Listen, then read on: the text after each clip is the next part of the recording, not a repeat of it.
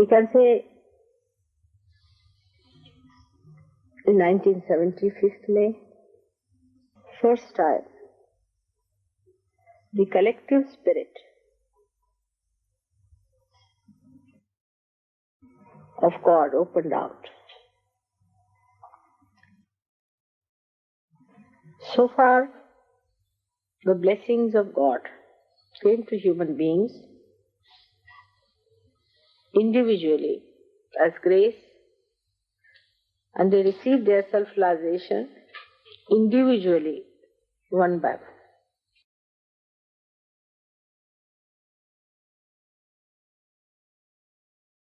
And the method for individual realization was just the opposite of the collective. First, they had to establish their dharma, cleanse themselves fully, desiring all the time for their salvation, putting their attention to their salvation, as they call it Ishvara Pranidhan, thinking of God, asking for His grace, and acting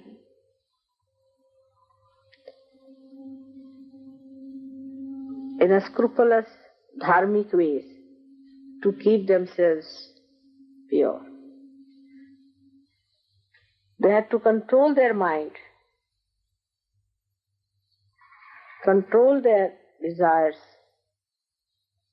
control their action in such a manner that they absolutely kept to the center path. And when they could get through all that,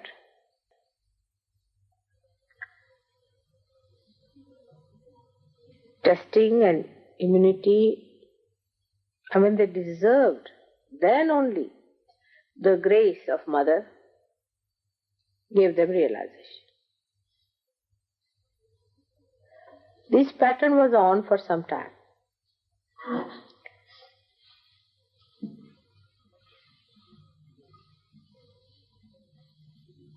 These few people who got realization did lots of wonderful things to prepare for Sahaja. They were in every field of life, but very few and unique. For example, in India and in many other places in ancient times, they discovered the unique gifts of the Mother Earth, what you call as the Swayambhus, created by themselves. These stones or stone images, which were thrown out by the Mother Earth, were discovered by these saints. They put shrines there, they worshipped them, and they, by worshipping, they made these images vibrate, more of vibrations, and vibrate that area. All over the world there are such stones, but only the saints could discover them. Then they established the importance of virtue in life, how virtue can give you health, wealth, and prosperity, which is glorifying and not which is degrading or which is distracting. They established schools and universities, especially in India. And today, even today in India, the families which belong to one universities carry the name of that university as their gotras. And even today, the families belonging to one Gotra cannot marry. They prepared young children, educated them in such a manner that they led a very dharmic life, enjoyed their married life fully, and then they matured in such a manner that they got their realization and lived a life of complete enjoyment.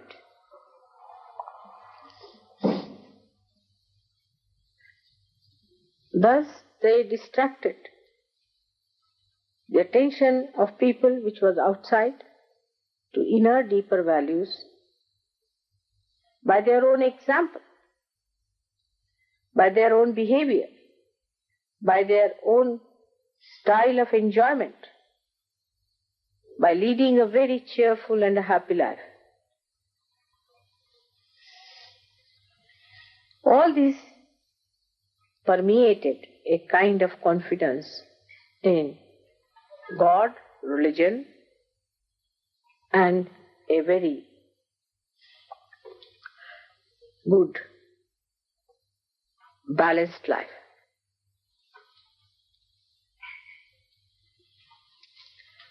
They have really done a great job of first building the scaffoldings of the huge, great building of Sahaja, which is going to come now. They are just like nuts and bolts in our whole working. Their desire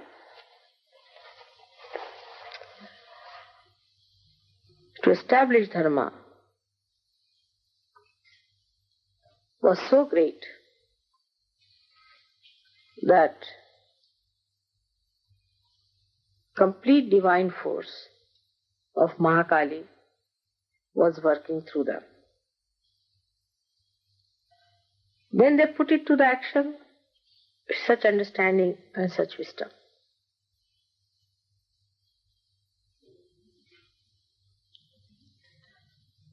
Great scriptures were written by them.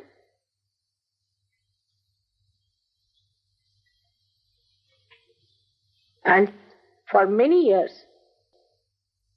thousands of years, they were the guiding lines for people. Only in the modern times,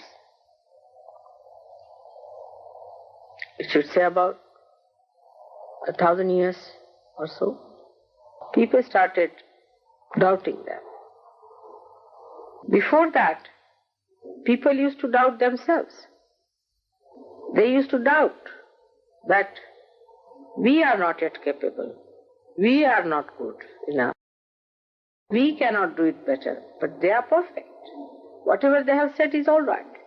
There was no doubting about the incarnations or about these saints, what they said. But the doubting was about themselves. That how is it that this is the good path we know, this is the real path we know, still we are going in the wrong direction. If you read the poems of those days, it's all the time. That's why, despite the desire to be good, to be upright, to be righteous, why am I roaming into wrong paths and wilderness? The writers in those days always showed that a good, righteous man was rewarded by God's blessings. But all this started toppling down with the ego developing and the superego challenging.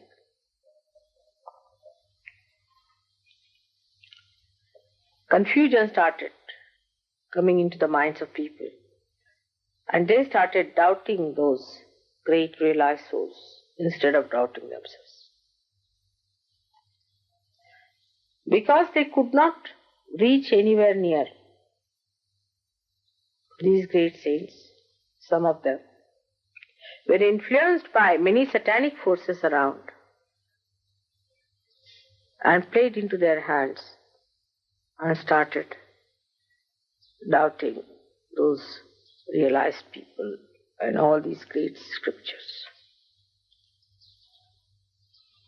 So one side we have the doubting people, the another side the fanatics. Those who try to adhere more and more to the teachings had to become fanatics. So they became fanatics. And those who started doubting also could not show any benefits of doubting, could not convince the fanatics that they were wrong. So on one side we had fanatics and another side the doubting people. It's like standing between the two stools. The real religion in man collapsed. There cannot be a new religion. Religion is a continuous living process within us, which is our sustenance. It's like a ladder on which we climb, leaving one by one, step by step, but not leaving the ladder. All others are required.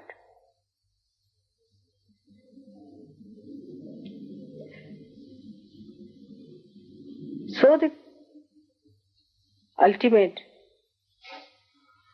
had to be established because of these two types of emergence.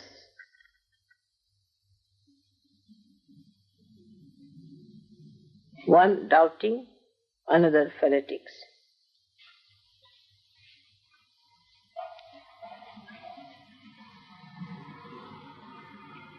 Both had not known God.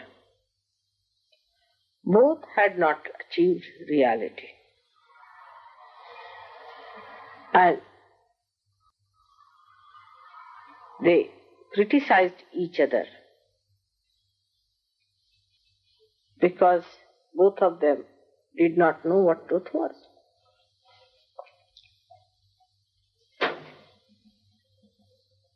I took my birth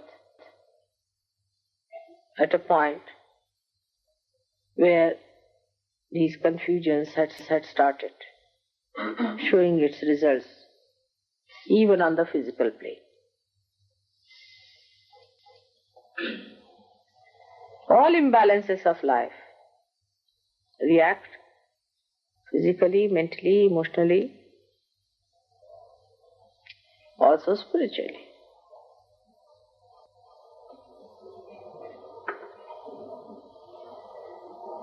When I started looking around, I was amazed how ignorance had made people naive, like a cloud of ignorance which came on them. Formerly people had this much understanding, this much sensitivity to know what is right and what is wrong. Even if they were wrong, they knew that wrong was wrong and right was right. But in this confused state, I was born. And I knew I was to open the Sahastrara.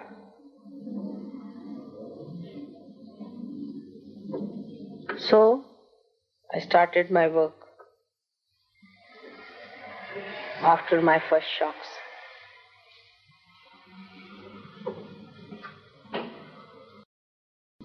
I decided not to talk about it to anyone and lead a very, very normal life of a very ordinary person. Not to be very striking. Because, like Christ, when he was born, a star came up. That's how the King Herod came to know about him. And his forces worked, and you know the story, what happened.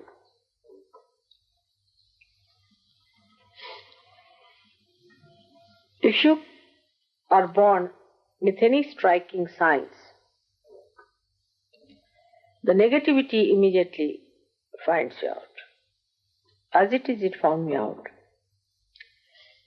And just after the 15th day of my birth, there was a very big accident, as you know.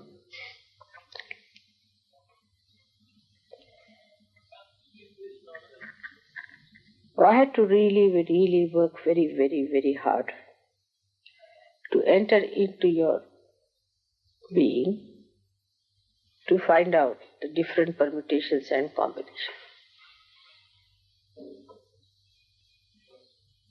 First of all, I had to find out your basic problems. What are your basic problems are. Once you handle the basics, then you can handle the permutations and combinations. After finding the basic problems, I started finding out your permutations and combinations. And I was amazed how human beings were placed to their outside world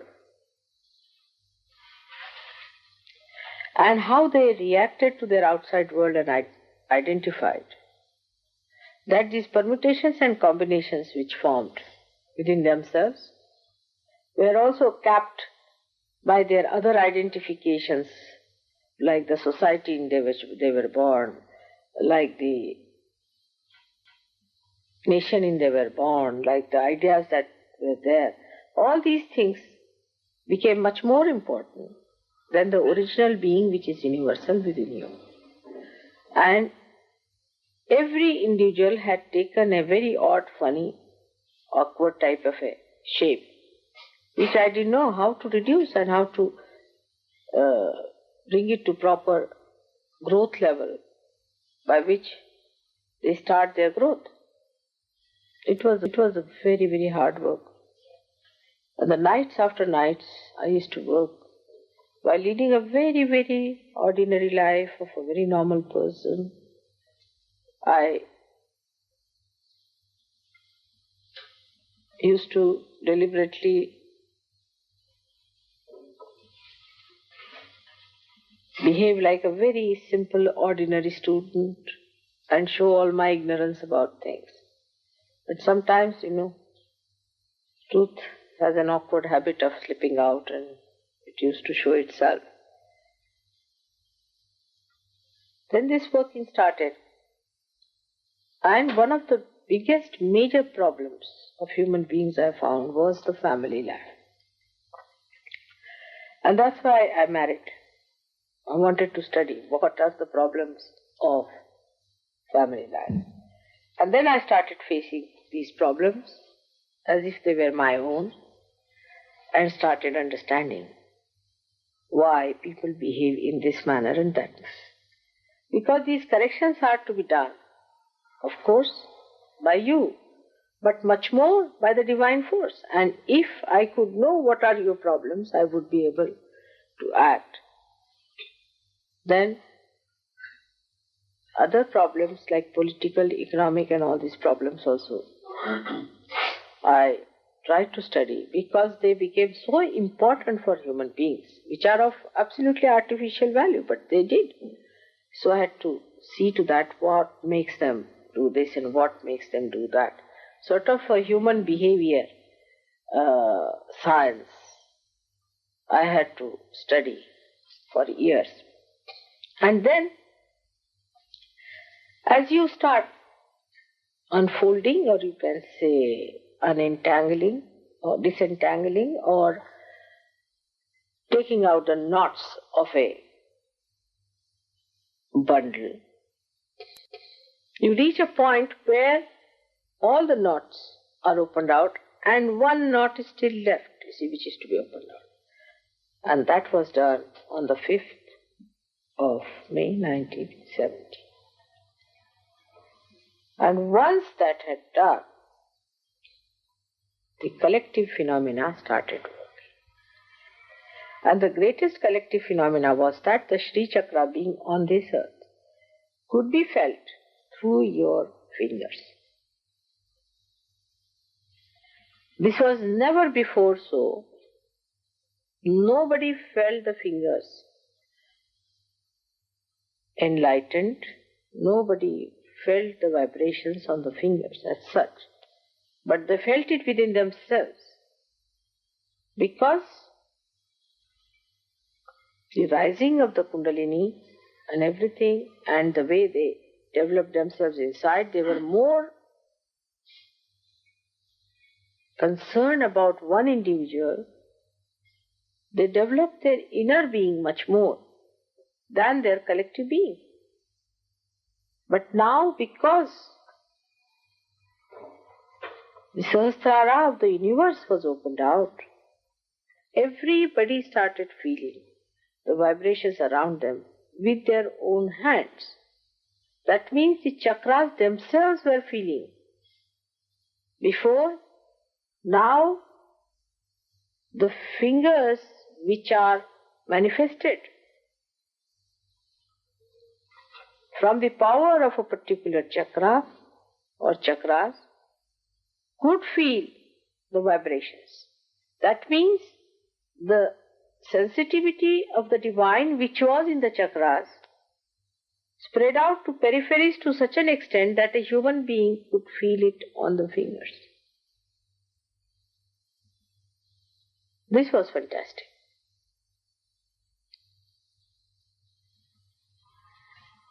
So, my job was to move from the center to the periphery. While moving that, whatever are the obstacles I met, I had to clear them out, one after another. And then once all the obstacles are cleared out and all the network is properly done, then to generate the energy through this happening of Sahastrara Day. So you can imagine how important is this day. Now this one is for myself. I don't know how many of you really know how much the divine had to work and how many of you are really thankful to the divine for this tremendous work which was done through ages. And now, especially for these 47 years of my life, relentlessly it worked, keeping up the facade of a very normal, ordinary person.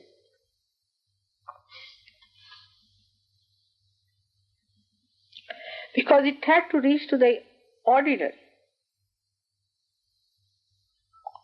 not to the extraordinary, but to the ordinary.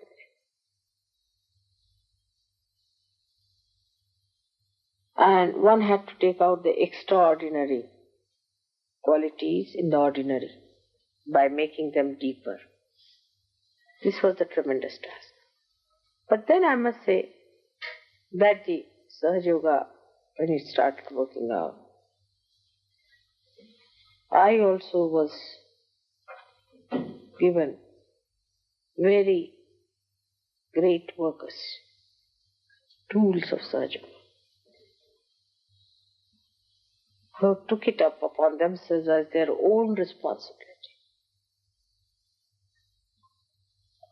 And you all should be thankful to them because they really worked very hard with me, taking up upon themselves as their own responsibility.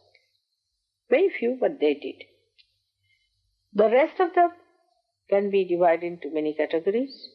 Some of them just came for their own treatment or something like that of a very low level, or for their relations. When they got realization, they got all their sick relations to me.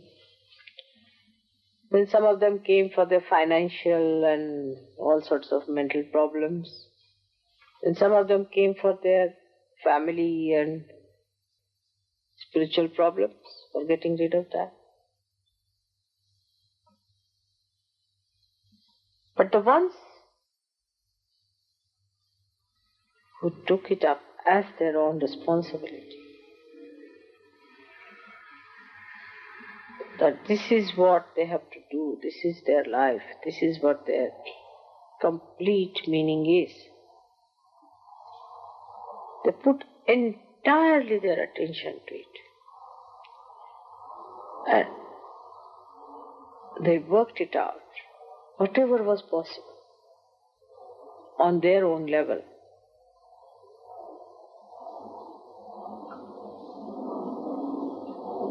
So, today we have to understand one thing, that we really need those brave people and those people who feel responsible, which is a very important virtue of Sahaja Yoga.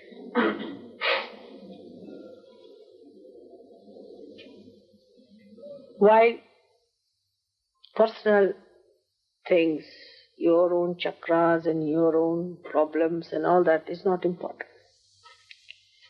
Because if the whole improves, you are going to improve too.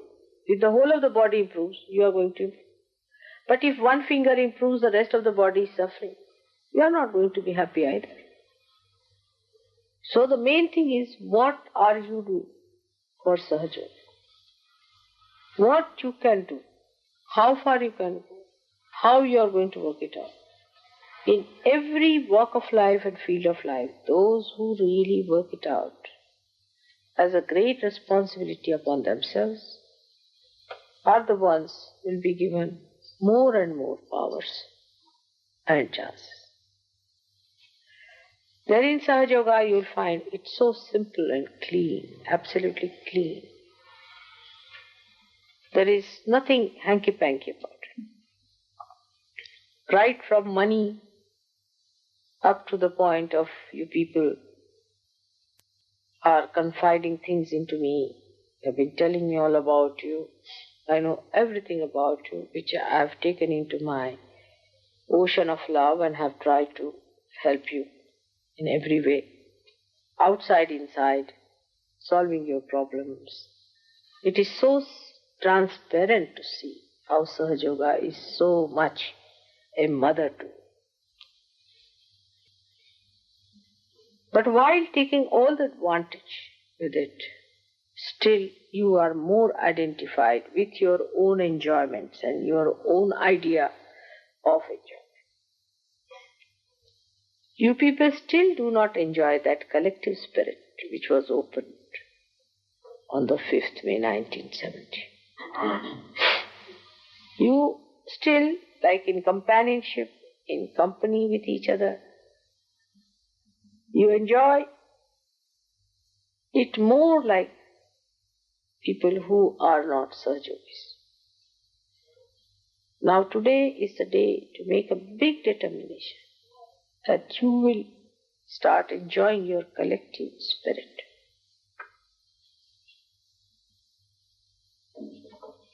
Everything for the collectivity.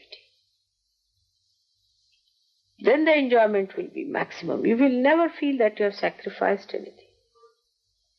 But unless and until we have more of such people, the other dishwashers are of no use.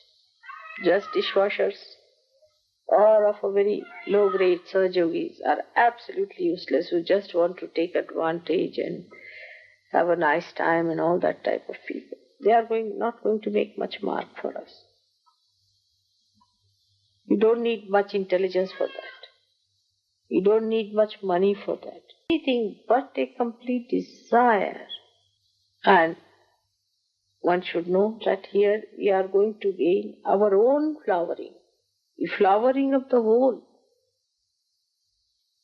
of which we are the part and parcel. So you must make a determination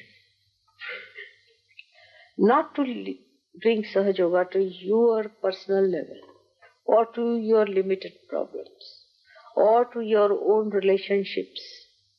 It is the relationship of the creation with God. It is not your relationship of anybody else's relationship. As in any machine, all the wires must be connected to the mains through one main wire. In the same way, you all must be connected to God individually, so that you all are connected among yourselves. I've been saying this again and again and again, because at Sahastrara you are being blessed of this collective spirit. The second very important point is of complete integration within and without. Within, unless and until there is integration, we cannot bring forth the outside integration. The complete integration within comes by dedicating yourself to your own improvement. First and foremost is time must be given for your development. It's not to show me or not to show anyone. It is between you and yourself. You have to work hard to cleanse yourself. Easy to live comfortably with all the horrible chakras within us. But it is easier also, and the best, most enjoyable is to have very clean chakras. And it comes, first of all, is sincerity. First of all is complete sincerity. Are we sincere to ourselves? Sometimes it is misunderstood. People think if we have to be sincere to ourselves, we should deny Sahaja Yoga. Sahaja Yoga is the union between you and God. And the sincerity must be full, must be complete. Any kind of insincerity which comes into you is extremely detrimental. So you must know that as your mother has sincerity about you, you must also have sincerity about yourself. Then you will start enjoying Sahaja. That is very important to create integration within you. Because if it is sincerity, it comes from your heart. If it is coming from your heart, then your body, your mind, your intelligence, everything will work hard to fulfill it. But if it is not coming from your heart, it is going to be a superficial thing. So you try to feel it from your heart. That's what it means, sincerity. Do not depend on anyone, your wife, husband, children, nothing. Mother, father. It's your own.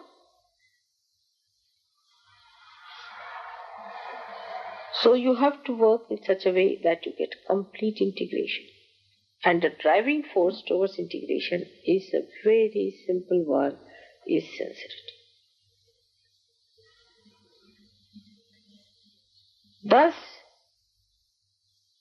you will know that automatically you are getting integrated.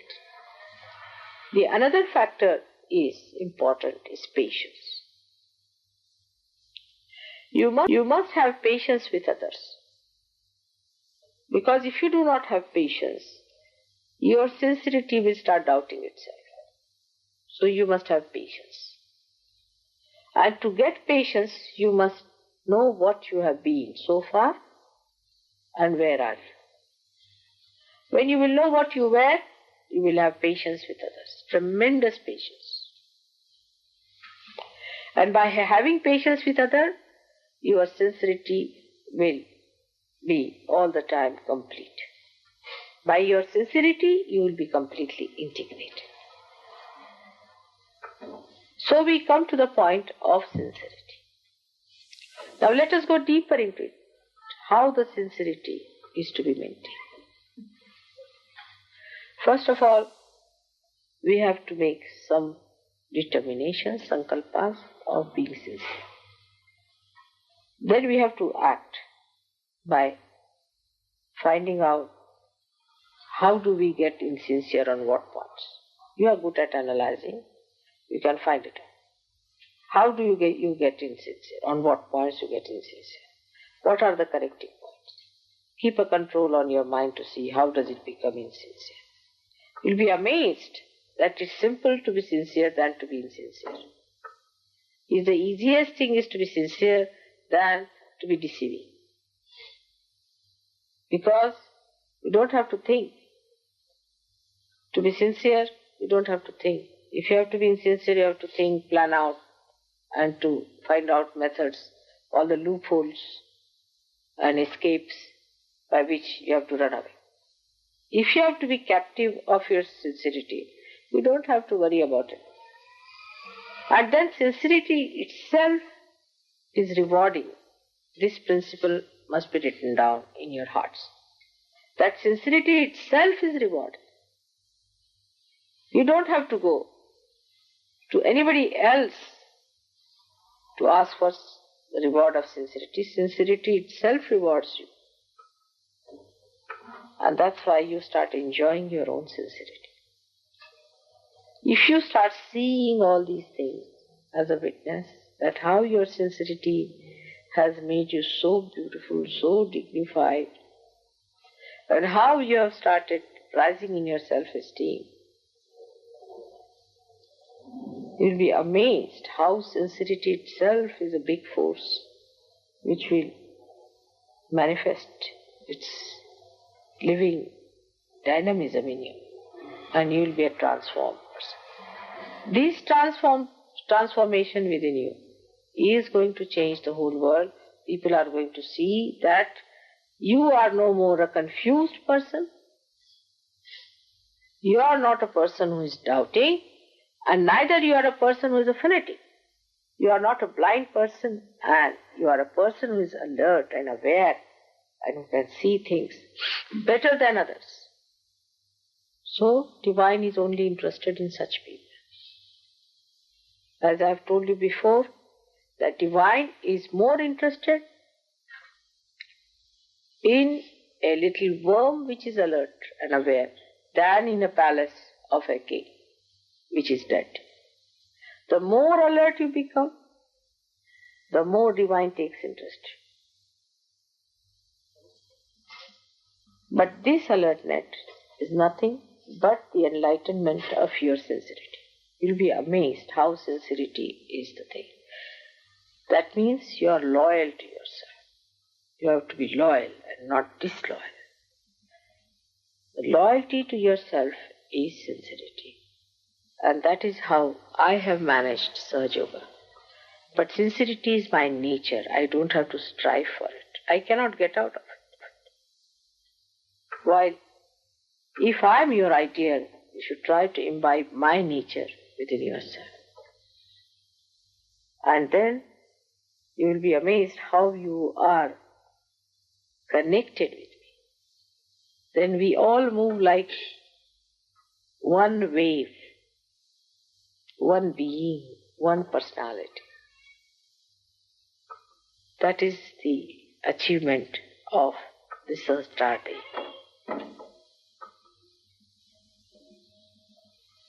Sincerity of purpose brought in action, not theory and philosophy, but in action. Active sincerity in every way. And patience, all these things will bring forth the complete integration within. Once your transformation starts working out, if human beings start getting transformed, tomorrow you will be placed at the helm of affairs everywhere in the society. Try to contact other people at your own level, whatever may be the category of life you are leading. Please try to contact them. By doing so, you create an atmosphere which starts another circle of evolution, which is the outside integration, where the societies get integrated.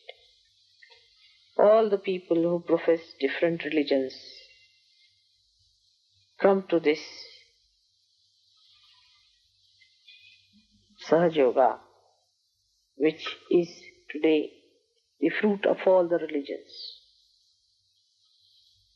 The integration between political and economic situations, complete ideologies will integrate, because the source of all these is the same. It has gone into disintegration because of its artificial identifications. That's how we'll integrate the whole world into a beautiful, integrated creation with the purpose of blissful existence for all of us to enjoy. Good times are ahead now.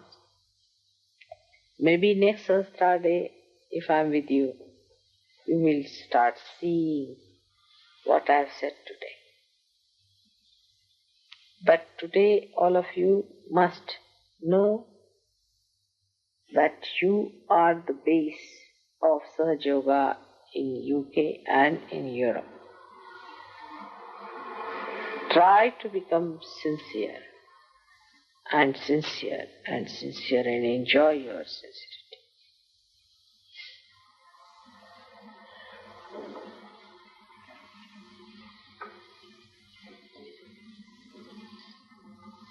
I bless you all with your sincerity. And today I have to tell you a few more secrets about Sahaja Yoga. Is that for the puja, you should not get people who are of mediocre nature. Because to bear up puja is very difficult. People have not yet understood the value of my being, of my feet, of my hands.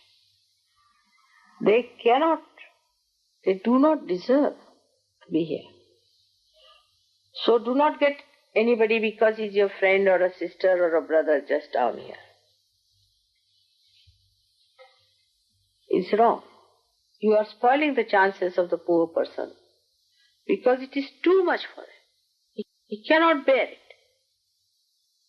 It is meant for very few people.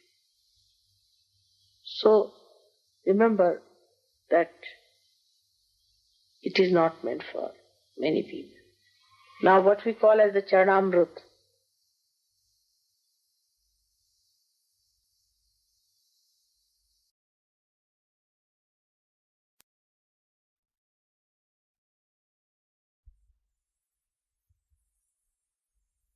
Now what we call as the Charanamrut means the ambrose and ambrose of my feet, or you can say ambrose of my feet,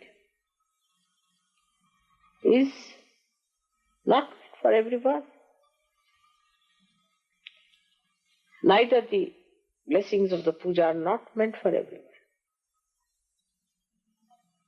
So try to avoid people who are not yet fully equipped. First thing they will start is doubt.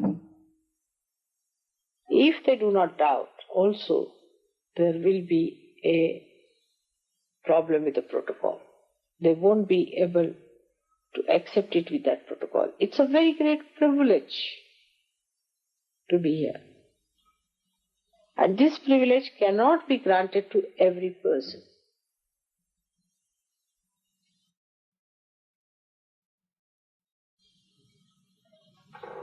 If you could understand, this is the secret of Sahaja. And in this secret, you have to get very few people to begin with. Everything is going to be exposed one day, but not to everyone.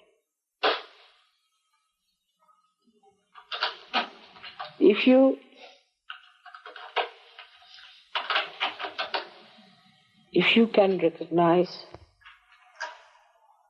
this, that you are privileged, then you will behave in a way that you have been given this privilege. Today's day, there are many people in the whole world who are meditating. I am thinking of all these people. You have to also think all of them. And know that they are part and parcel of my being, as you all are. And you are the alert ones. So, at this time, in this puja, you are not only doing puja for yourself, for London people, but for the whole world. Not only for Sahaja Yogis who are all over, of course for them also. But in this puja, you are expressing yourself as Sahaja Yogis who have recognized me and are requesting to bless the rest of the people so that they also recognize me as you have recognized.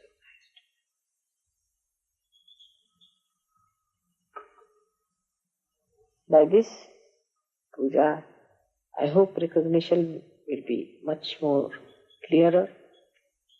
By my recognition only, you will recognize yourself.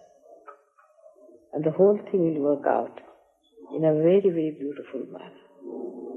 As I have said, next year, on 5th of May, we will see the results of what I am saying today. Only thing, I want you to be sincere, not to play games in Sahaja. It will harm you very much, and harm also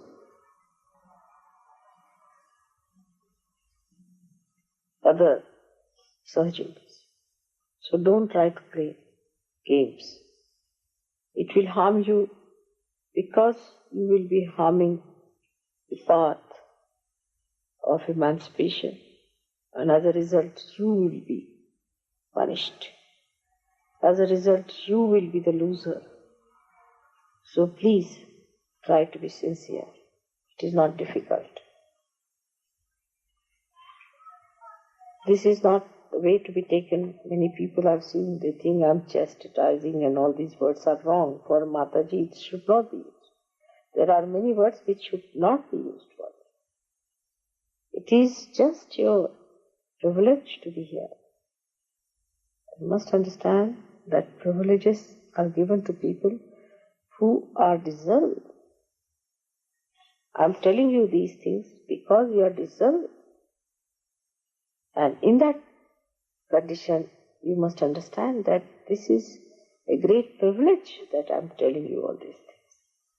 And that you should feel enamored that I'm telling you that sincerity is the key of your success. It's a privilege. I'm giving you the key. While as it is, you see, the Western mind is, people think that if you tell somebody something like that, they can use a word like chastise, and all these words are not to be. Must use words which are protocolish, not proper. If in your protocol you are not all right, you know how you start fitting wrong bolts into the wrong net and spoil the whole joke. So be careful as to how you take it. Take it as a privilege. It's a VIP treatment for you. You are all VIPs. I cannot talk like this to the multitudes, but I can tell you this because I want to give you the complete keys. If you can look at yourself as how privileged you are and understanding it, understanding what all Sahaja Yoga is, then you will understand that what a privilege it is for you to be here, what fortune, what reward for what you have done. How many lives have been completely rewarded by being. This will help you to do puja in a more sincere manner. May God bless you. Now, we must meditate also after puja, because my vibrations do not suck in without meditation, I've seen. And always it happens. So far, I have had very few pujas in which my whole vibrations were sucked. If you have sincerity about it, really the sincerity part of it, you will suck all my vibrations. Tell your mind not to ask questions and to misbehave, but to suck the vibrations clearly. This is for your own nourishment, for your own growth, for your own enjoyment. Already, but I can't open my eyes.